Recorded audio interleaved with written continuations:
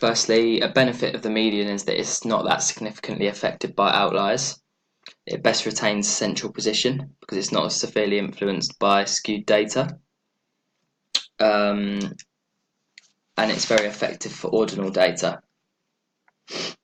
However, the limitations of the median is that it's very time consuming to calculate when using large data sets, and also it's extremely it can be not very accurate with small data sets because the middle number may not be, like, there could be some extremely high, like just lots and lots of spread within the data, and the middle number could not really be an accurate representation of the data, and so it's not as effective with smaller samples. Moving on to the last central tendency method, which is the mean. So the mean is equal to the sum of all of the values in the dataset divided by the number of values. So in this example, for the standing vertical jump, I added all of the values in the table and then divided them by the number of values, which is 14, and the mean was calculated to be 37 centimetres in the standing vertical jump test. So there's benefits to this. It's effective with discrete and continuous data. It includes every single value within the data set. Unlike the mode, for example, it contains its repeated samples drawn from the same population tend to have similar means. This is stated by Glaser 2000, and it's used regularly, closely related to standard deviation. Limitations: it's least robust because it's least resistant to change by an extreme value. So in a small sample in particular, an extreme value could really affect the mean and could cause the mean to be a bit misleading because it's not really a true average of the data set because there's a significant outlier within the data. It can't be used for ordinal or nominal data. The median, for example, is much more effective to minimise the effect of outliers, and means not always realistic. For example, you could have 2.6 people, which isn't possible, of course. So here is just an image showing how means calculated. It just shows a formula which demonstrates what I already said, which is that you calculate all of the values and divide by the number of values. So moving on to dispersion. So firstly there's range. We went through range already, and this is the difference between the largest and smallest value. And in this example I've just calculated it again, showing that the highest value minus the lowest value is 16 centimetres in this example. Benefits of it is it's effective for symmetric data with no outliers. It's simple to understand and apply, and it's a good option for ordinal data. The limitations: that it only uses extremes of data, so a significant amount of the data is cut out essentially. The range is significantly affected if the extremes are outliers, and it only shows maximum spread, doesn't show general shape. Next is interquartile range. So this is the difference between the upper and lower quartile. So for example here with flying sprint, the upper quartile is 1.855 because I've calculated the two middle numbers for a start, which is the median. Then between the median and the maximum value is the two values, which are 1.81 and 1.9. So I calculated the value in between them, which is 1.855, and the same with the lower quartile. I calculated that these were the two middle numbers in that half of the data, and calculated that the number between 1.56 and 1.59 is 1.575. So then I calculated 1.855 minus 1.575, which is 0.280, and that's the interquartile range. So benefits of this is it's effective for ordinal data. It ignores extreme values, and it's a lot more stable than the range. The limitations is hard to calculate and a lot more advanced, so it might be harder to calculate, for example, if an individual doesn't have access to, I don't know, form of just a device that can calculate interquartile range. It's a lot harder to calculate manually, and it ignores half of the data points, so tails and outliers. And lastly, standard deviation. So standard deviation represents the spread of a data set and how much the values deviate in relation to mean. It's represented as a sigma. For example, in 1 sigma, generally 68.3% of the data falls, as stated earlier. Standard deviation is both plus or minus. Standard deviation curves vary in height and width, so the wider the curve, the greater the spread of the data and the greater the standard deviation of the data. If the data points are crowded around the mean when the standard deviation is lower, if the data points are crowded around the mean, the standard deviation is lower and close to zero. When data sets are close to the mean, it suggests greater precision of the research study. In contrast, if the data points are spread from the mean, then the standard deviation is far greater. So the benefits are that the same units of measurements of the values are used. It's very useful in statistical methods to calculate whether there is a statistical significance in data. And the limitations, it can be very challenging to manually calculate standard deviation. So now moving on to stage 4, which is inferential statistics. So firstly, generally inferential statistics demonstrate whether an observed difference is statistically significant or whether it is simply due to chance. If the p-value is below 0.05, then it's statistically significant. If it's above it, then it's due to chance. This allows you to reach conclusions of data. So it can either be statistically significant difference or it could be a statistically significant correlation. This is what can be calculated within the certain tests which we'll be studying. So firstly, within inferential statistics, a null hypothesis is made before the study.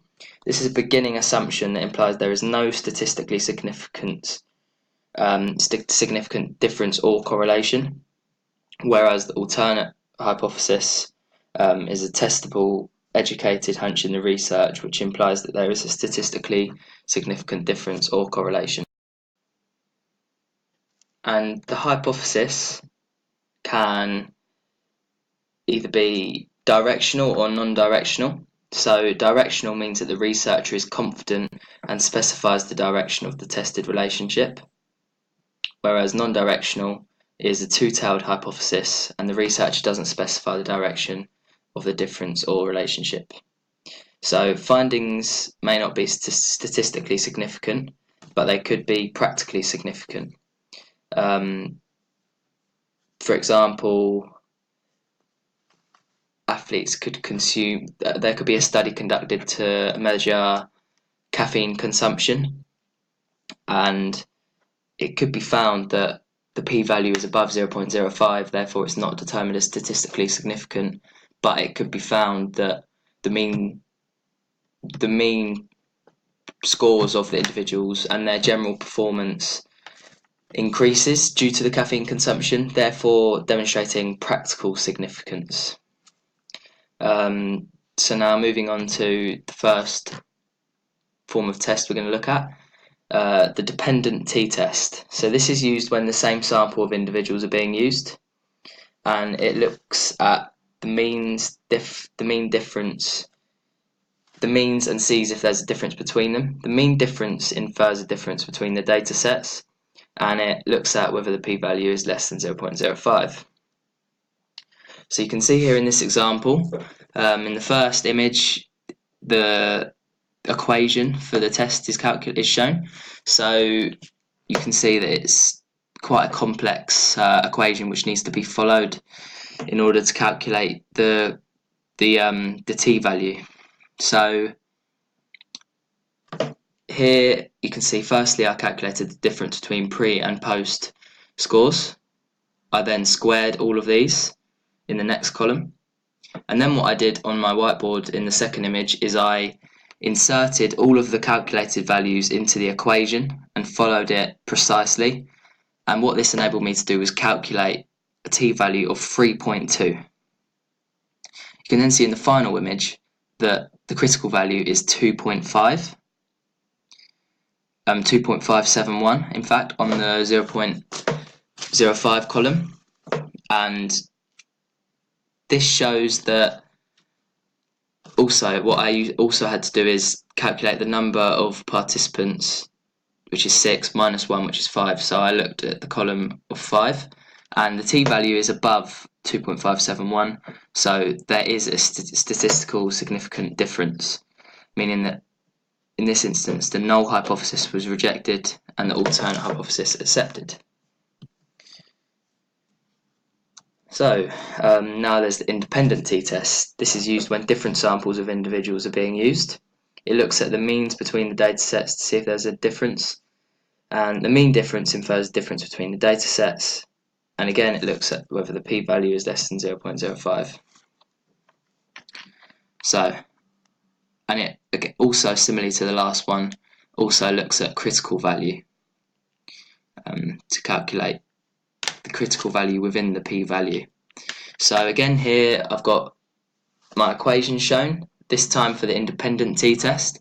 In this instance I've had to calculate both means for each group and then standard deviation for each group.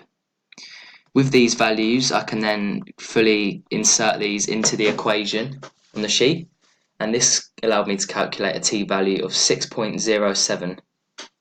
So 6.07 is the t-value here, and in order to determine the row that I look across, I use the equation at the top, df equals n1 plus n2 minus 2.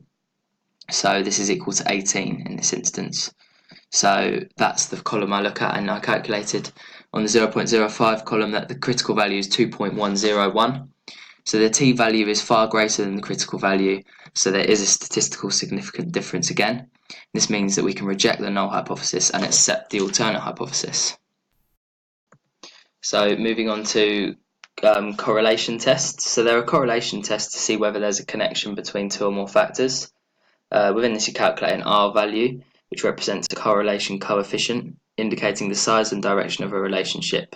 This is then compared against the critical value to see whether you need to accept the null or alternate hypothesis. So firstly, there's the Spearman's rank order test. On this image here you can see that this is used when there's a non-parametric correlation, so not normally distributed data. So here you can see there's a complex equation, and what I've done is put all of the data scores into rank order, 1 being the highest score and 0 being the lowest. So yeah, from 1 to 10, and then calculated difference between the ranks and then squared these in the final column. Then inserted these, as well as calculating that there's 10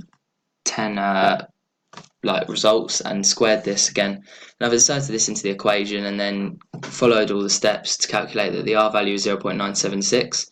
This is higher than the critical value of 0.74, so we reject the null hypothesis and accept the alternate hypothesis. Lastly, there's Pearson's rank order correlation coefficient test, which is when there's parametric data, so it's normally distributed. Here you can see a very complex equation. So firstly, there's 8 participants. I've calculated essentially the sum of the raw scores and then squared all of these and also combined them in the final column, and then in each one I've just simply squared the sum of the scores in the bottom 2 boxes, and these have given me very high values. Then inserted all of these into the equation on the whiteboard there in the second image. You can see this was very advanced and complicated. I've then calculated following steps that the R value is 0.03. This is below the critical value of 0.2067. So in this instance we accept the null hypothesis that there's no statistically significant correlation. alignment 4.5 up to part 4.